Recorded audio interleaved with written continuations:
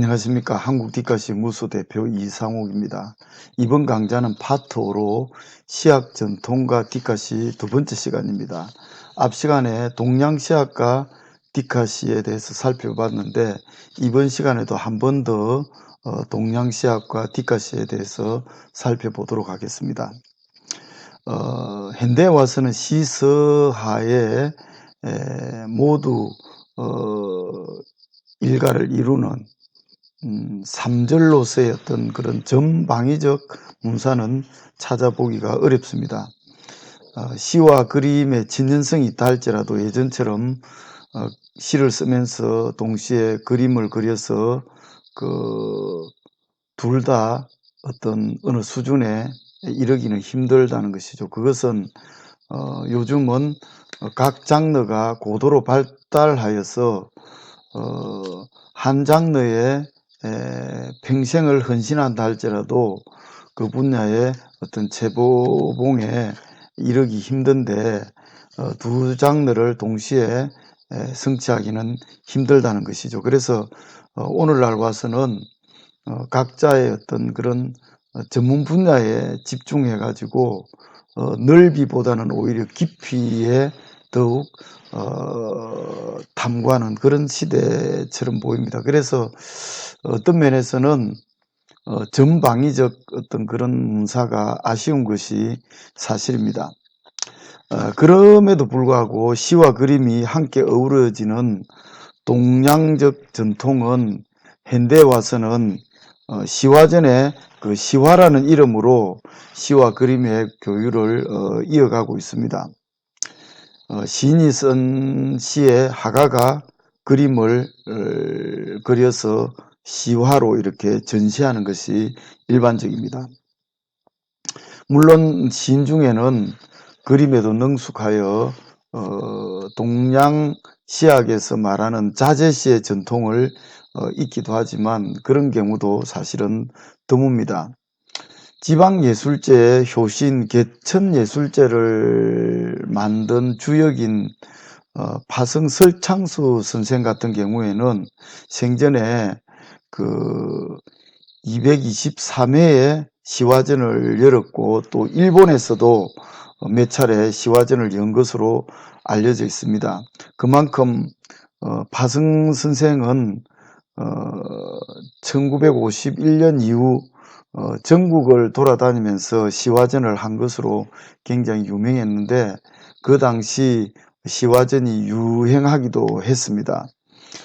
지금도 그 시화전에 시인들이 참여하는 경우가 많이 있지요. 그래서 시인치고 시화전에 참여 한번 해보지 않은 시인도 드물 것입니다. 저도 저희 시에 화가가 그림을 그린 그런 어떤 시야를 제가 개인적으로 소장하고 있기도 하고 또한 지인들에게 나누어 주기도 했습니다.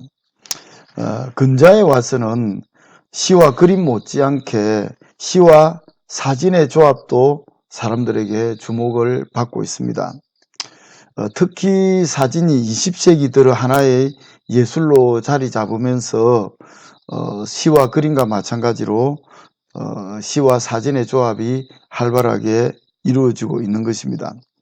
사진은 19세기에 와서야 발명되었지만 그것이 예술로 인정받는 데는 한 세기가 지나야 되었습니다. 그래서 20세기 들어와서는 사진도 이제 예술로 인정을 받고 있습니다.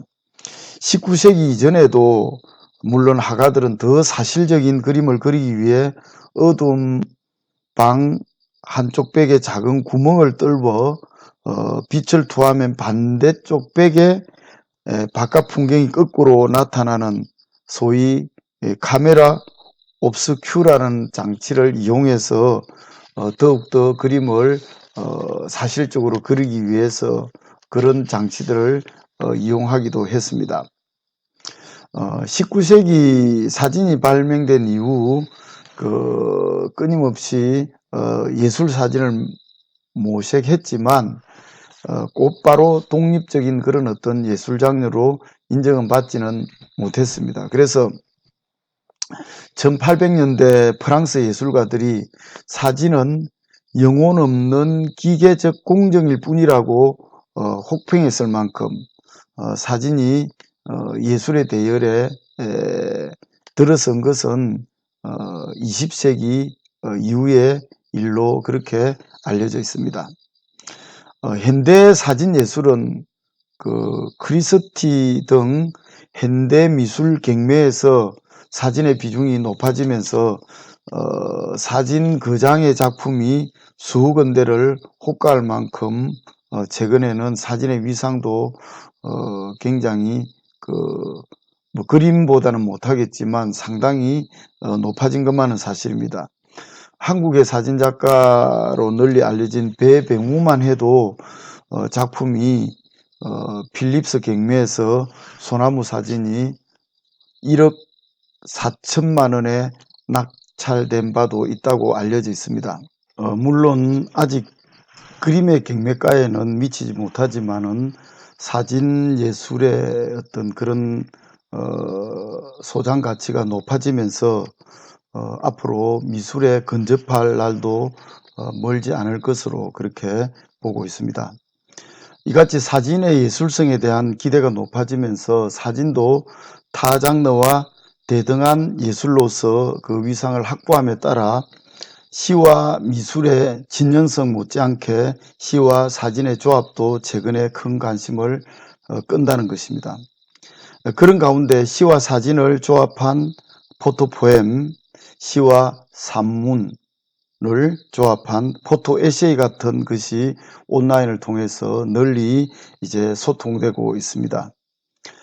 물론 디카시도 동양시학에서 보면은 재화시 그 중에서도 자재시의 전통을 현대에서 개성해 가지고 새롭게 하나의 어떤 장르로 구축되었다고 그렇게 볼 수 있겠습니다.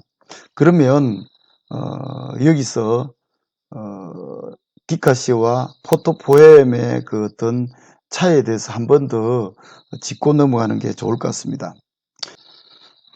포토포엠은 시와 사진을 엮은 것인데 주로 완성된 시에 어울리는 사진을 엮은 것으로서 시인이 시를 쓰고 또 거기에 어울리는 사진 작가의 사진을 붙였다는 점에서 동양시학적 관점에서 보면은 디카시가 자재시의 전통을 이었다면은 포토포엠은 타재시의 전통을 이어받고 있다고 그렇게 볼 수 있겠습니다. 따라서 포토포엠은 사진과 시가 각각 독립성을 유지하면서 엮여져 있기 때문에 화학적 결합까지는 나아가지 못하고 있다고 하겠습니다. 그래서 포토포엠은 사진시라기보다는 시와 사진을 엮은 시사진이라고 이렇게 일컬어지는 것입니다. 이에 비해 디카시는 본격적인 독립 장르를 지향하면서 포토포엠보다는 진일보한 영상과 문자가 하나의 텍스트를 지향하는 어떤 그런 것에서도 포토포엠과는 차이가 있다고 볼 수 있겠습니다. 그래서 디카시는 여러 차례 설명드린 것처럼 영상과 문자가 한 덩어리가 되어서 시가 되는 극순간 멀티 언어 예술입니다. 그래서 디카시의 문자는 독립된 시가 아니고 영상과 문자는 또한 각각 독립적으로 분리될 수 없는 그런 측면에서도 포토포엠과는 아주 다른 어떤 그런 정체성을 지니고 있다고 그렇게 하겠습니다. 이 점에 대해서는 여러 차례 설명한 바가 있습니다. 다음 시간에는 서양 시학과 디카시에 대해서 살펴보도록 하겠습니다. 계속 많은 성원을 부탁드립니다. 감사합니다.